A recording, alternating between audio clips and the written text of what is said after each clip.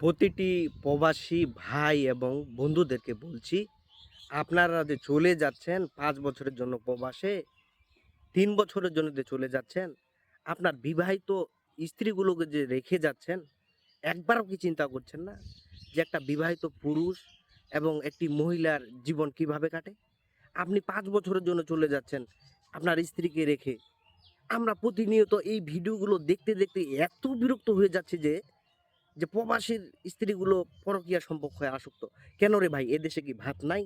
বাংলাদেশে কি আমরা না খায় আছি? প্রবাসে যাচ্ছেন ভালো কথা। তো বিয়ের আগেই যান। তো বিয়ের করে স্ত্রীটা রেখে যাচ্ছেন। এই পরকীয়ায় আসক্ত হচ্ছে। বয়স্ক নাই, কিশোর নাই, যুবক নাই। সকলে স্বদেশে পরকীয়ায় আসক্ত হয়ে যাচ্ছে, লিপ্ত হয়ে যাচ্ছে। আর আপনি যে ৫ বছরের জন্য যাচ্ছেন, আপনি কি ফেরেশতা? ওখানে জীবনটা কাটাচ্ছেন কিভাবে?